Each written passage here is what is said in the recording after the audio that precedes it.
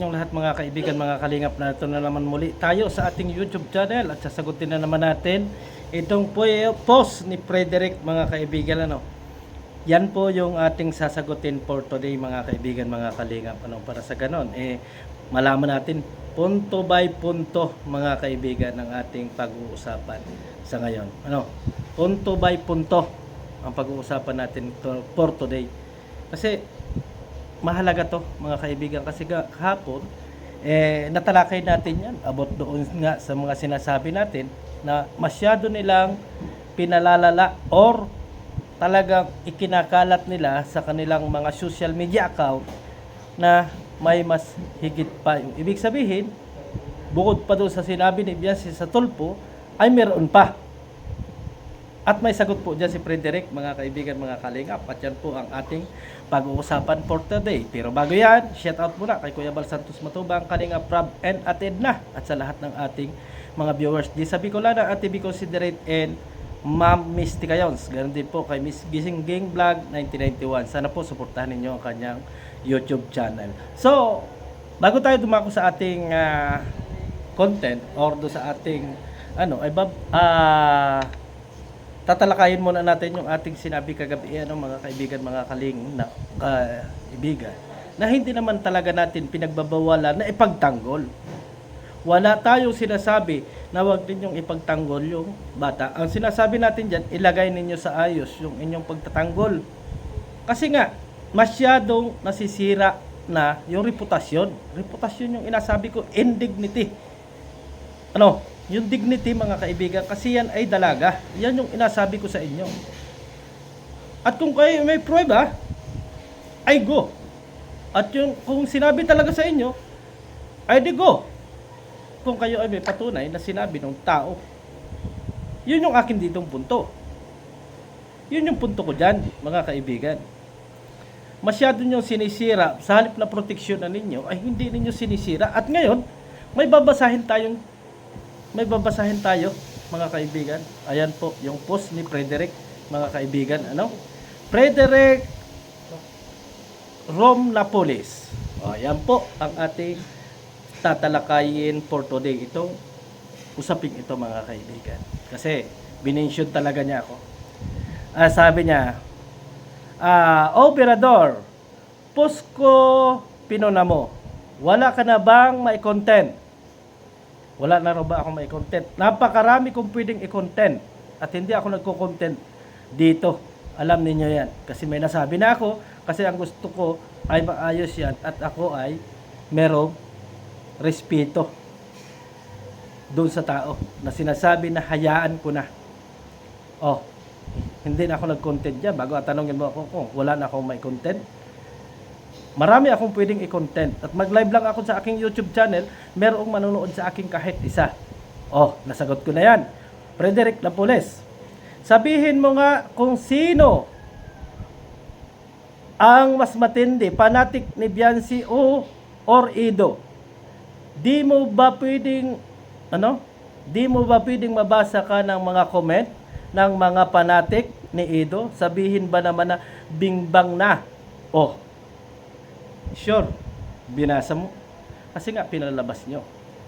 Ano ang sinabi ninyo doon? Ano ang magiging comment ng mga commentator at saka ng ibang mga tao sa makakabasa ng post ninyo? Na sa bukod sa Minanyak, ay mas may malala pa. Ano ang iisipin ng tao? Ay hindi natin maaalis siguro ang kaisipan ng mga viewers na may nangyari na dyan. May nangyari na ganito garini dyan. Kasi may higit pa doon di ba? Sino ang nagpalabas? Di ba kayo? Bago asisihin nyo yung mga viewers. Di ba? Inapalabas nyo yung mga viewers at ang inasabi nyo, magbasa ako ng mga comment. Pag dito sa channel ko, pag binasa ko ng mga ganyan, hinihahide ko. Kasi wala tayong patunay na may ganong pangyayari. Pero sa inyo, sa post mo, ay sinasabi mo dyan na may higit pa. Ano yung higit? Ano yung higit? Basahin natin. Oh, magbasa ka ng comment ng mga pwedeng magbasa ka ng comment sa mga panatik ni Edo. Sabihin mo na ba naman na binimbang na ngayon. Oh. Ngayon, kung ikaw sa katayuan ko, di ka ba magagalit? I know. Magagalit ka. Pero, ang tanong ko, dinagdagan mo. At kanino nagmula yung salita na yan? Sa'yo. Ikaw yung nag-post. Oh, ano yung post mo? Kahapon. Ano yung post mo? Ano ang iisipin ng mga taong hindi kilala yung babae na yon at hindi rin kilala at hindi rin alam yung pangyayari? Ano ang iisipin nila? O edi, kahit sino, iisipin ay, oo, may nangyari na, may ganito nang pangyayari. O sino may kasalanan? Ako ba? Or yung mga nag-comment? Or yung mga nag-post? Yung nag-post, siyempre, kasi nabasa, ay, may nangyari na pala. May nangyari na. May nangyari na daw. Di ba? Nabingbang na. Ngayon, kung ikaw ang nasa katayuan ko, di ka ba magagalit sa mga sinasabi ng Pani Edo? Masama bang magtanggol ko ang idol ko? Hindi masama. Pero ilagay mo sa ayos. Ilagay mo sa ayos yung pagtatanggol mo. Kasi yung pagtatanggol mo ay may samang pananakot at iniisip mo na may higit pa. Ano yun? Inilaglag mo, kinampihan mo, inilaglag mo. Ay paano kung sabihin ng babae na wala talaga? Sinong malalaglag? Ikaw o ako? Ikaw, kasi ikaw ang nag-post. Hindi ko nasabi yan. Nakita sa video ng Rapid Tulfo and Action, bawal sabihin ni Beyonce sa live dahil nakaprocess na. Yung pala, isa ka pa. Yung pala, sinabi mo na nakaprocess na, ay panay-panay pa ang post mo. Hindi, bawal palang sabihin ni Beyonce, doon sa Rapid Tulfo yung lahat, pero nasabi niya na manyak, bago ipinost mo pa, na may higit pa doon sa manyak na nangyari. Ngayon asisihin mo yung mga viewers, asisihin mo yung mga taong nag-iisip. Sino ba yung nagpalabas dyan sa Rapid Tulfo? Sino ba? At sino ang sumigunda? Ikaw. Di ba ikaw? Ako sabihin mo na, bawal sabihin doon sa live ng Rapid Tulfo kasi nakaprocess na. Ay bakit mo ipinost? Kung ikaw ay may tamang kaisipan. Kung may tama kang kaisipan, bakit mo ipinost? Alam mo pala na bawal na kasi nakaprocess na. Ay bakit mo pa ipinost? Ano yun? Para manakot? Ano yun? Yung mga sinasabi mo rito sa iyong content na to or dito sa post na ito ay common. Kasi sabi mo bawal lang banggitin ni Beyonce doon sa live ng Rapid Tulfo. Bakit mo ipinost? Ang tanong ko sa'yo, tugma ba yung sasabihin ni B sa husgado at doon sa sinabi mo? Ay kapag ako ang nanay, kukumprontahin kita dito. Ba tayo mga kaibigan at ipagpatuloy natin ang ating usapan mga kaibigan. Ipagpatuloy natin, doon tayo naputol mga kaibigan sa mga kalingap sa sinasabi ni na pulis na hindi pwedeng magsalita si Beyonce doon sa live ng Rapid Tulfo kasi nakaprocess na. Yung pala, alam noon na hindi na pwedeng magsalita kasi nakaprocess na. Bakit mo ipinost? Yun ang tanong ko dito. Bago tanungin mo ako na wala na ba akong mai-content, ikaw content talaga kita. Kasi sa tingin ko, hindi pagtatanggol yung ginawa mo kung hindi lalong pangyuyurak doon sa tao o doon sa pagkatao nung ipinagtatanggol mo. Di ba? Ay sige nga, mag-isip ka nga. Ikaw na mismo ang nagsabi na bawal lang banggitin ni Beyonce doon sa lives ng Rapid Tulfo yung mga ganong usapin. Pero ipinost mo.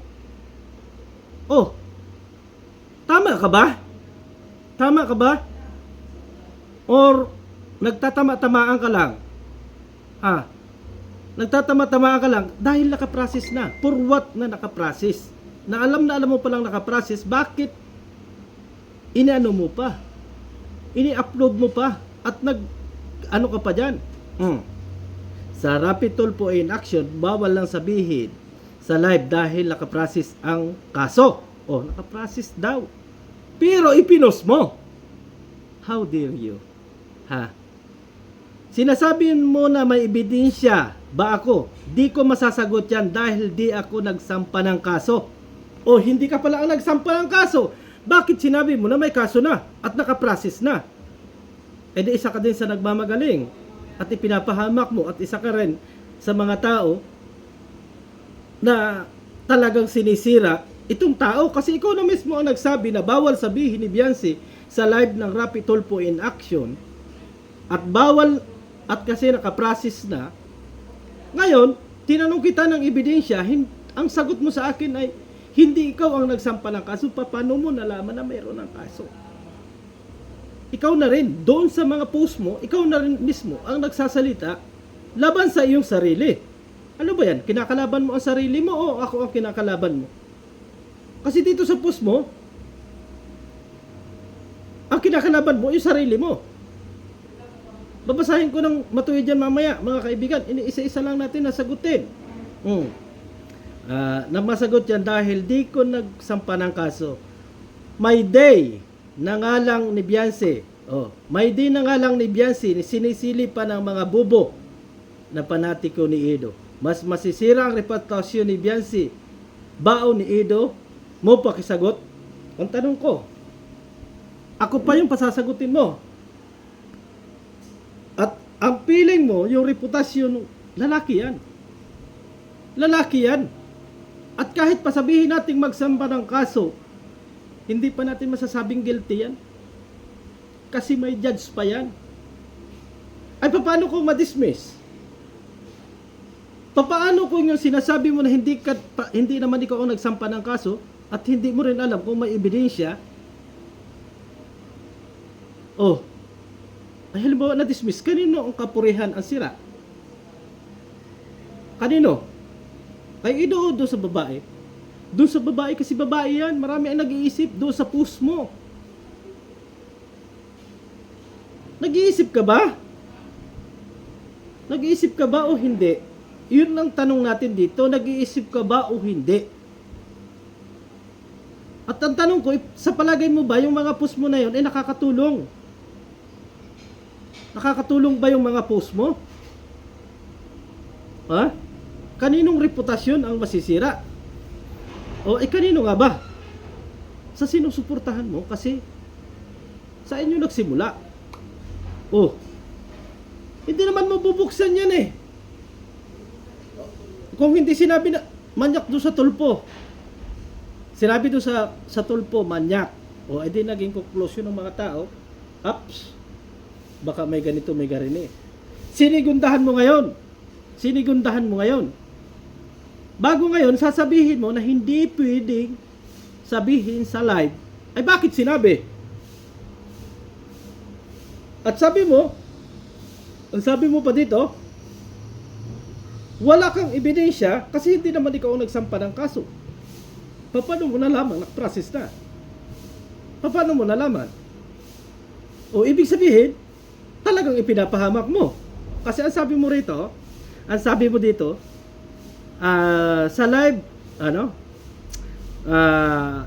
ipagtanggol ko ang idol ko, hindi mo ba nakikita ang video sa Rapi Tulfo in Action? Bawal sabihin ni Beyonce sa live dahil nakaprocess na ang kaso. Sino nagsalita sa Tulfo? Si Kuya Bal ba? Kami ba ang nagsalita? Di ba siya? At sinabing manyak? Naging conclusion ng mga tao. Ngayon ay dinagdagan mo pa. Dinagdagan mo pa ng post kahapon. Na bukod sa manyak ay may mas matindi pa. Ano ang iisipin? Ngayon, asisihin mo yung mga viewers at yung mga panatiko kung ano ang iisipin. Ay, ikaw na mismo ang nagpatunay. Binigkas doon sa live nung isa. Ngayon, na ikaw yung sinasabi mong ipinagtatanggol mo at idol mo, sinabi mo pa dyan na may higit pa. Sino may kasalanan? At ngayon, inatanong mo ngayon kung kaninong puri ang masisira. Ay, para sa akin, mga kaibigan, mga kalingap, ako'y lalaki, hindi ko kasiraan yun.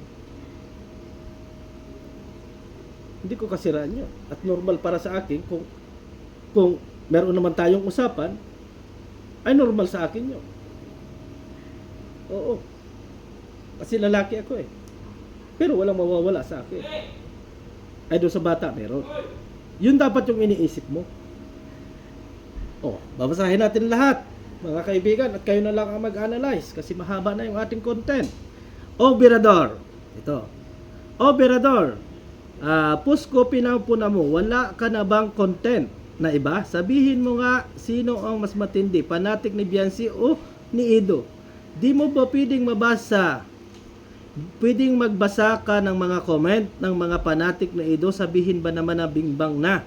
Ngayon, kung ikaw ang nasa katayuan ko, di magagalit o sinasabi ng fans ni Ido na masama, ipagtanggol ko ang idol ko at hindi mo ba nakikita ang video sa Rapitol po in action na bawal sabihin ni Bianci sa live dahil nakaprocess na ang kaso. Sinabi mo, may ebidensya ba ako? Di ko masasagot yan dahil di ako ang nagsampa ng kaso. May day na nga lang ni Bianci, sinisili pa ng bubong panatiko ni Ido. Sino ang masisira? Reputasyon ni Bianci ba or ni Ido? Pakisagot. Ikaw ang nag-post. Nung kasiraan ni Bianci, di siyempre, kasiraan ng bata, nung dalaga, yung ipinopust mo. At sa tingin ko, hindi pagkampi yung ginagawa mo, kung hindi, ang sirain, yung bata. Kasi alam mo pala, nakaprocess na. Alam mo pala na hindi na pwedeng sabihin ni Bianci. Pero ipinost mo. Anong tawag doon? Ikaw nakakatanda sa akin, siguro marami kang karanasan about sa mga ganyang bagay, pero napakalabo nung argumento mo. Napakalabo yan. Bawal nang sabihin sa live. Sinabi sa live. Bago sinigundahan mo. Anong isipin ng mga viewers? Anong iisipin ng mga viewers? Ako dito, nandun lang ako sa point na ayaw ko rin na over masira yung bata dahil sa inyong mga panatiko na yan. At kung matatandaan ninyo sa aking mga live, hindi ako nagko-content or hindi ako nagko-comment ng mga ganyan bagay kasi wala akong alam or wala akong patunay sa aking mga sinasabi. Ay, paano kung ikaw ay balikan sa mga sinasabi mong yan? Ano ang sasagot mo? Sige, i-post mo ulit para may content ulit ako kasi sabi mo wala akong content.